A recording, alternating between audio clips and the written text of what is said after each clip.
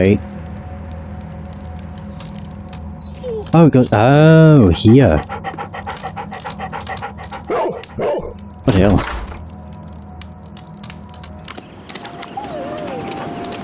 Oh, damn. For a dog, we don't exactly move very fast.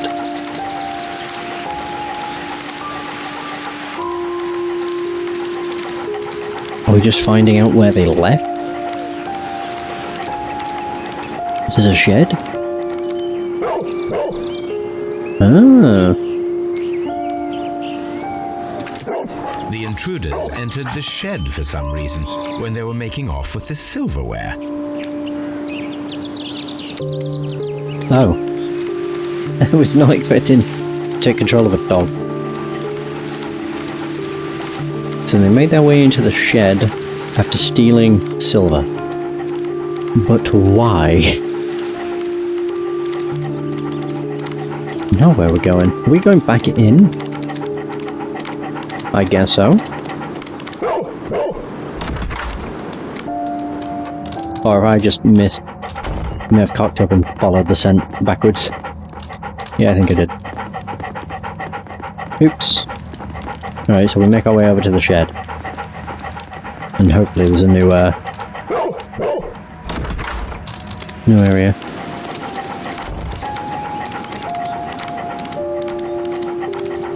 It didn't even, like, register that I was going back to where I came from. I didn't see any other trail, though.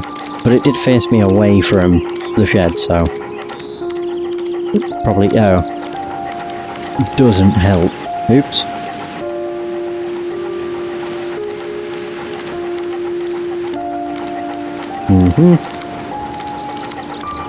The well?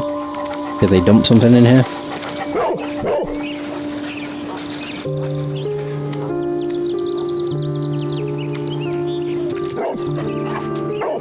The scent leads to the well. I should check it.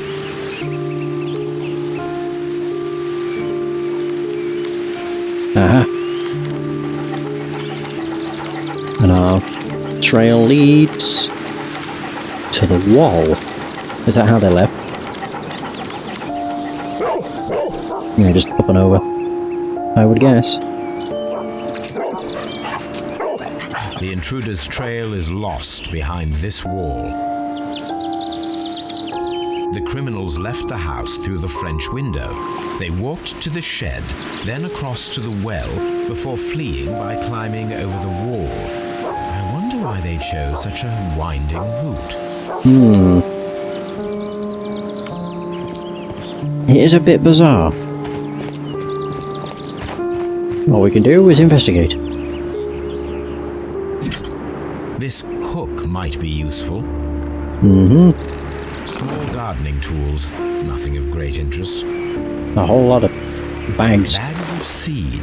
Some empty bags were recently moved. That's everything. Oh. This old suitcase sounds hollow. It must be empty. Oh. Well, there we go. So now if I check the well...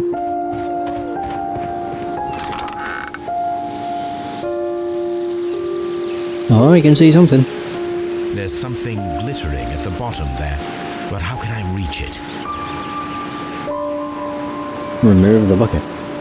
Oh, put a hook on the... there we go. Lower it down.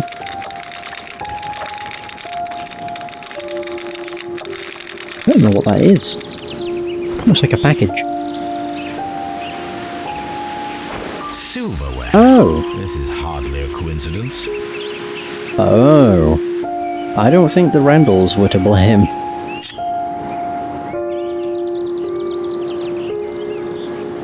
No. The Brackenstall coat of arms. It appears that we have found the stolen silverware. The question is, why was it placed in their garden well?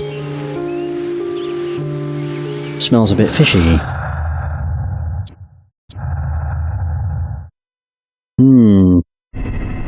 Robbery is the motive. It's an imitated robbery. The silverware was not supposed to be found. Oh, wow. Murderous visitor. So Eustace was murdered by the one person who was visiting that night. It was he who tied up Lady Brackenstall. He's tall and strong. Oh. Look for sailor. The person who was visiting that night was probably a sailor. Okay. We have an objective.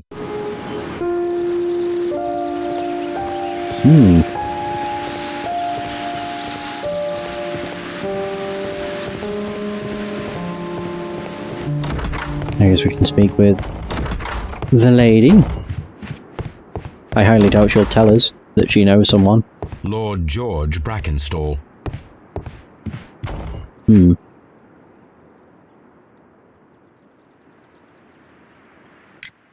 We found your silverware, Lady Brackenstall. It had not been taken very far. Is that true? I am very thankful to you, Mr. Holmes. Your ladyship? Look for a sailor. The only thing I know about is the Rock of Gibraltar. And all I can think is it's something where I have to look for it. Oh, we're taking Dorothy back.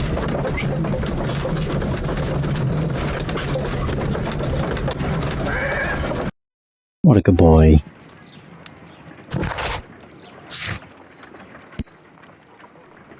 Yeah, search archives. Oh. 1893. So I would guess maybe a newspaper. Aha! The Rock of Gibraltar's visit. Arrival of the Rock of Gibraltar. A ship returned. The Rock of Gibraltar, a bulk carrier from the Adelaide, Southampton, London line, 100 Building, James Street, London, has returned from a 6-month voyage through India, New Zealand and Australia. The ship brought to England Miss Mary Fraser, the heiress of the Fraser family, owning land and tin mines in Australia. This reportedly beautiful young lady is presently engaged to Sir Eustace Brackenstall, one of the wealthiest gentlemen in Kent. So she was Mary Fraser. Here it is. Huh. Okay.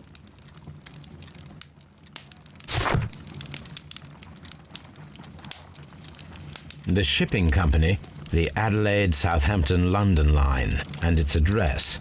Interesting. It must be the place where they keep the records, including the one for the crew of the Rock of Gibraltar. I think that if you pretend you're from Scotland Yard, they'll give it to you without any problems. But I have another solution. I'll call in the specialist. Wiggins.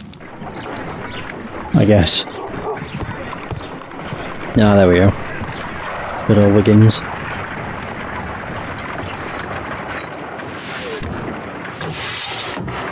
Wiggins, could you come upstairs, please? He's just always outside. At your service, Mr. Holmes. I need a register, my young friend. If you could borrow it, there will be half a guinea for every one of you. I need the crew list of the Rock of Gibraltar in 1893 and their current employment. I'm straight on it, Mr. Holmes. Do you really think they'll find it, Holmes? My secret police is better than the Yard in many ways. Indeed they are. 3 hours later. Here it is, Mr. Holmes. But we can't take it back. It's too risky. Put it on the table. I'll take care of it. Good work, young Wiggins. Nice. Wait. Oh, it's here. This list shows the senior officers of the Rock of Gibraltar, on which Lady Brackenstall and her maid made their voyage. Lady Brackenstall does not know anyone in England.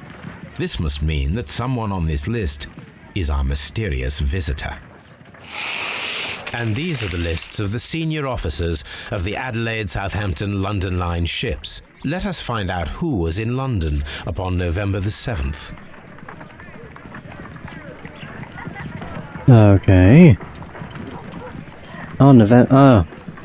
November 12th. January.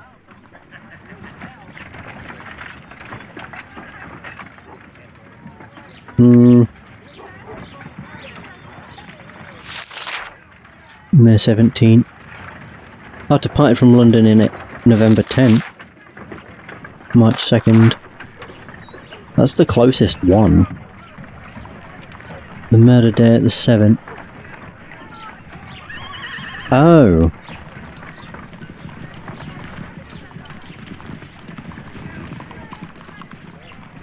Gibraltar. So hang on.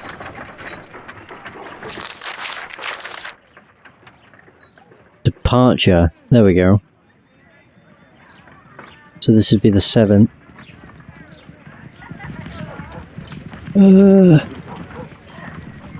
Charles W. Chill, Jack Crocker, Henry Southwood, Ernest Woods.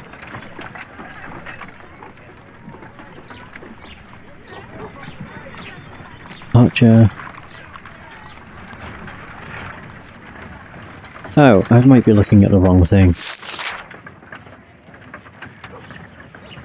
Departure from Adelaide and arrived in May.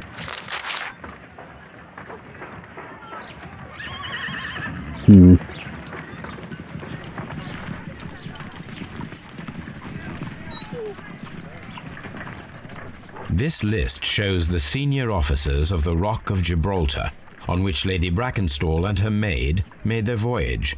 Lady Brackenstall does not know anyone in England. This must mean that someone on this list is our mysterious visitor. This officer is still at sea, therefore he cannot be involved.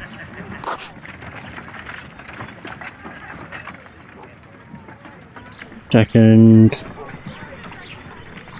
Oh yeah, they're also. Right, okay. So, there's Ernest J. Woods. This officer is still at sea, therefore he cannot be involved. Right. So I'm just looking for the names that match. I didn't even realise. Oh. This officer was on a ship that sailed half a month ago. He wasn't in London at the time of the crime. True. Charles Glenn, Thomas Walker, William Partridge. This officer was on a ship that sailed... Yep, so that's also not... So it's Thomas Walker or Herbert Whittington. Thomas Walker. Not on any of those.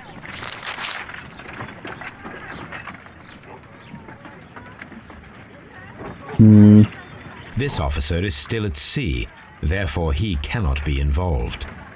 And also Thomas Walker. This officer is still at sea, therefore he cannot be involved. This list... Oh, Jack Crocker. I didn't even notice that one of them wasn't listed. So, Jack Crocker must be listed on one of these. Maybe the one that leaves on the 10th of November? Yeah, this one. Jack Crocker. Mr. Jack Crocker was in London upon the date of the crime, and he is due to depart in 2 days. There we go. Captain Jack Crocker is our mysterious visitor. He was the only one around at the time of the murder. Very nice. This Crocker, do you think... Potentially. It would be interesting to meet him.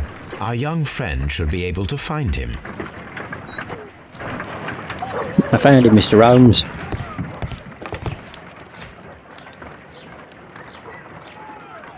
Wiggins, could you find a way to bring this Captain Crocker here to us? Here? Holmes, that could be dangerous. No problem, Mr. Holmes.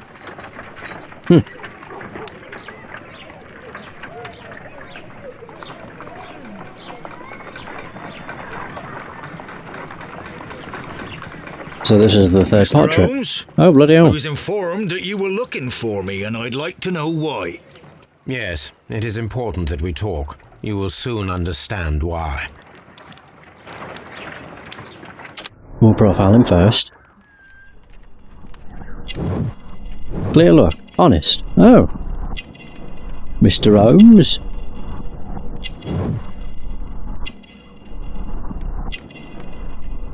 Bloody hell, that moves fast.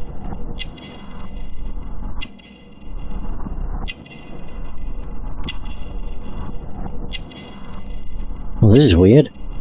Can't look at anything on their pens. Newspaper ink.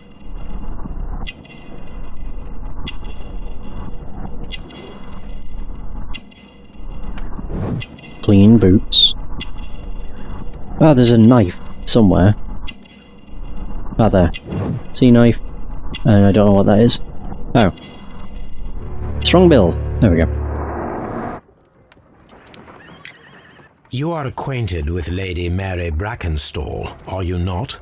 Yes, I think I do remember her from when I was first officer, but I still don't see... It seems your relationship went beyond that of mere passenger and first officer. How dare you? Indeed, how reckless a feeling is love, particularly if one is prepared to commit a murder in its name. Explain yourself this instant. You are aware that the murder made the headlines of the morning press. You read the newspaper report, but to your dismay, found it much fabricated. Once you learned that I wanted to see you, you came straight away. You needed to know what I had found. You? And what do you know? That evening, you were with Lady Brackenstall, despite the danger. I'm not afraid, Mr. Holmes. Besides, all of this is just guesswork. You would be right. If there was no evidence. What then? Oh, you tied her up.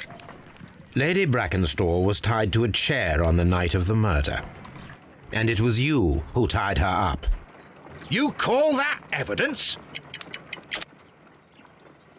Yeah, sailor's knots. Yes, as she was tied with a sailor's knot. Your handiwork. So, it's a sailor who's done it. That proves nothing, Mr. Holmes. I'm not the only sailor in London right now. Your theory is flawed anyway. On the night of the murder, I was aboard the Shark. I was supervising the repair of a porthole. At night. It was an emergency. There was a leak. You can ask the ship's carpenter. He can confirm. I'm sure that he can. Perfect. In that case, we have nothing more to talk about. Good evening, gentlemen. Alright, bye-bye. Holmes, what should we do now? Would you like to check his alibi? No, there is no doubt that these men will testify in his favor, and there will be no way to check. So, what then? So, we must work with what we have. We have all the puzzle pieces. Really? That was a short Now case, I goddamn. understand why you dissected the bell rope. Oh, Captain Crocker and Crocker's statement. Okay. Right, well, I'm pretty certain it was the captain that did it. Yeah, I'm fairly certain.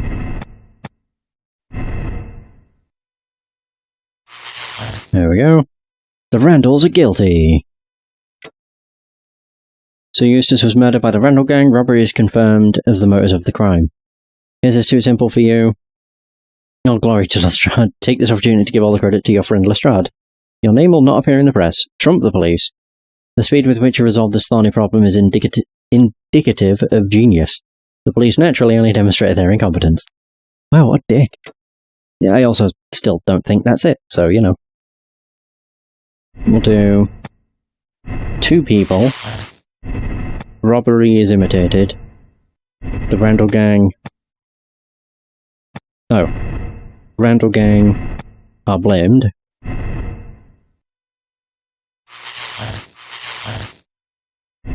And then deadly accident. Oh, and not acquainted with the sailor.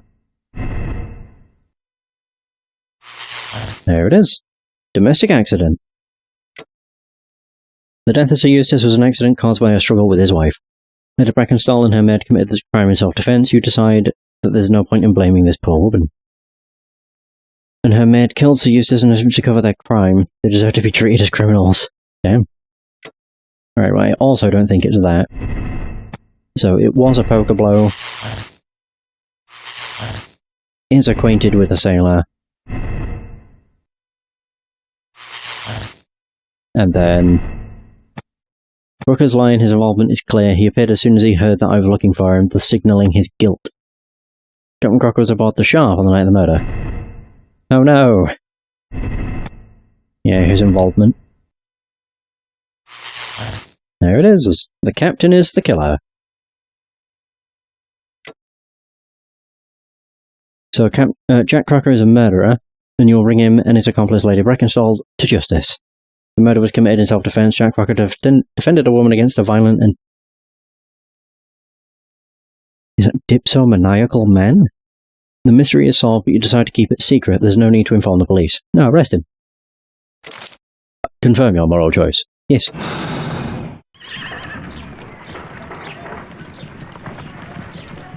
Wiggins, could you ask Mr. Crocker to come here again, please? Right away. Poor captain. Barely an hour has passed.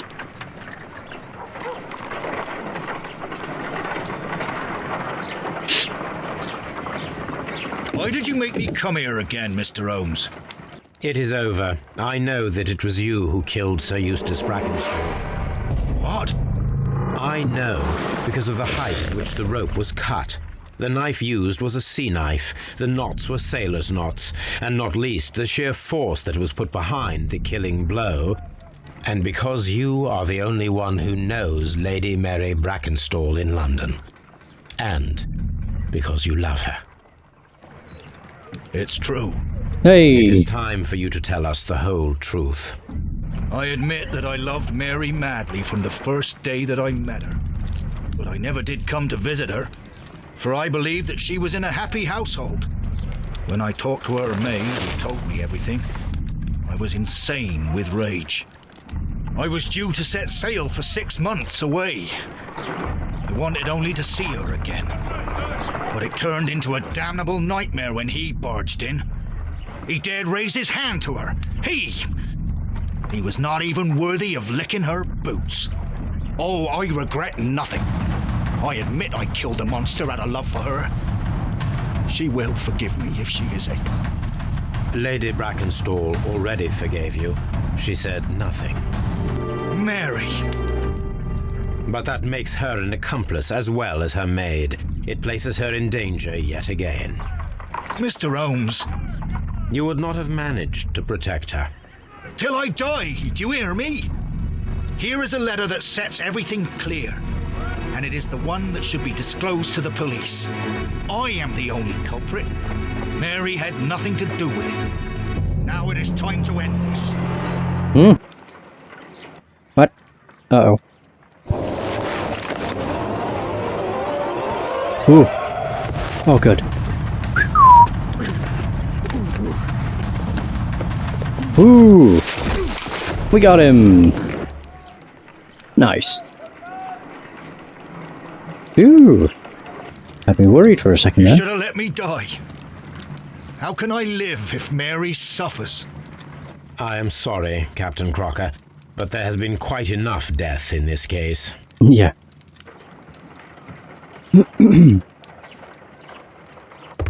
Inspector, I give you Sir Eustace's killer. He tried his best to perform his own justice. Well, I'm not surprised. Yes, it was me. I confess. Here is a piece of evidence that can be used in court. Perfect. A case that went smoothly for once. Oh, barely an hour long. Crazy.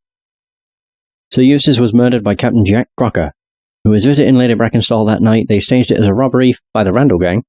Crocker used his sea knife to cut the bell rope to tie the lady, and then he hid the silverware in the well.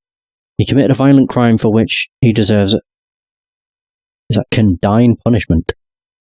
Accept decision. Law Protector. Alright, on to the next case. The Kew Gardens Drama. Ooh.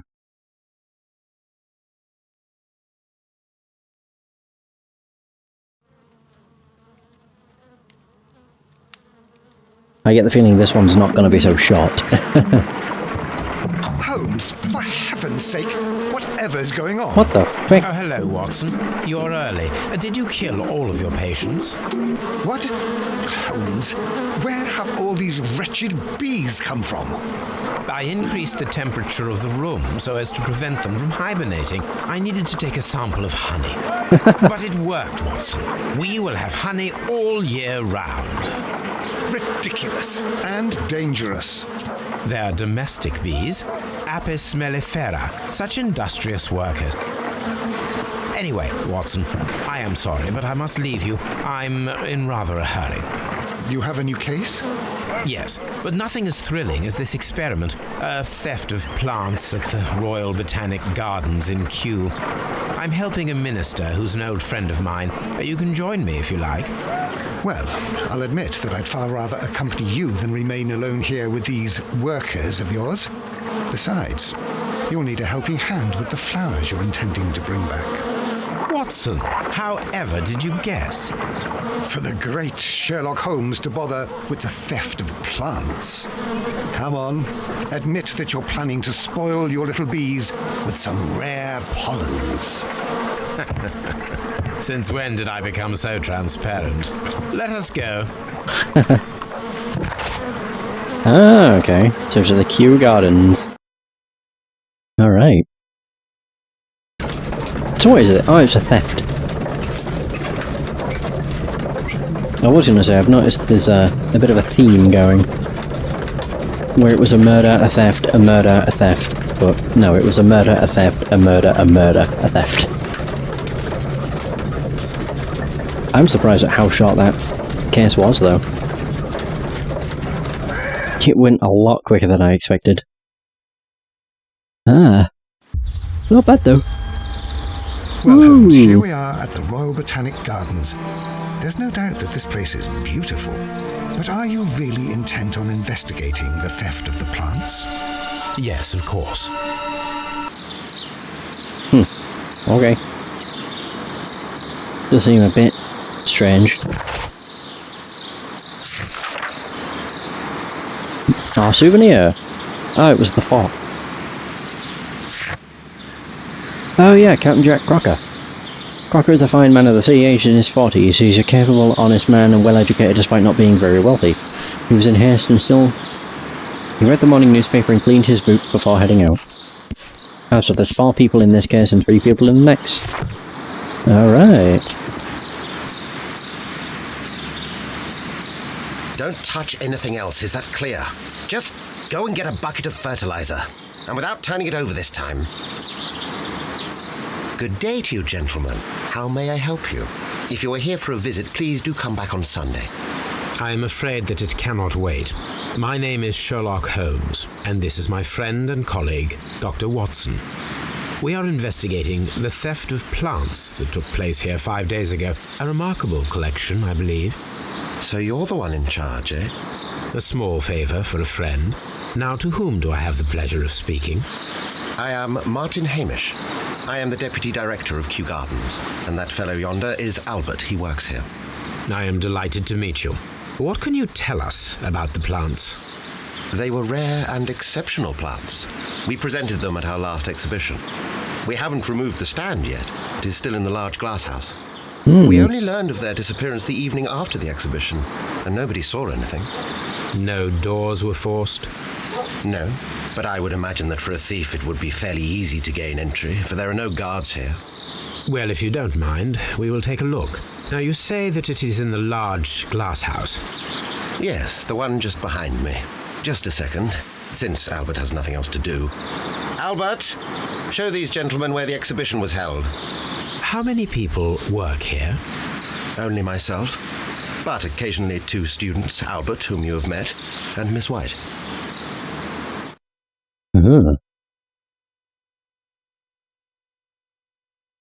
Here it is.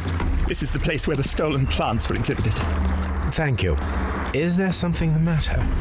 Yes, there is. All right, the plants were valuable and rare, but it seems to me that the tragedy that took place here only 2 days ago has been entirely forgotten already. What tragedy are you referring to? The director of Kew Gardens, Mr. Montague Dunn, He died here just 2 days ago. Oh. We're very sorry. We were not aware. The two of you were good friends? Oh. He was my father. Oh dear. Our condolences. We should not be troubling you. Please do excuse us for the intrusion. You say that he died here, in the large glass house? Holmes? Yes, just here, near the door to the colonial collection. He suffered a heart attack. Just like that. So suddenly. It was terrible. Excuse me, gentlemen, but I cannot remain here. If you need me, I'll be in the reserve. That's the room next to the front of the large greenhouse. Of course, we understand.